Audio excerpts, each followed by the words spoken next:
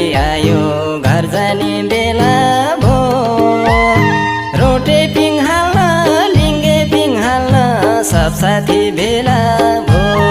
आहै सब साथी भेला भो दसैँ आयो तिहार नि आयो यसपालि त गाउँघरमै जानी हो साथी सङ्गी भेटघाट भएर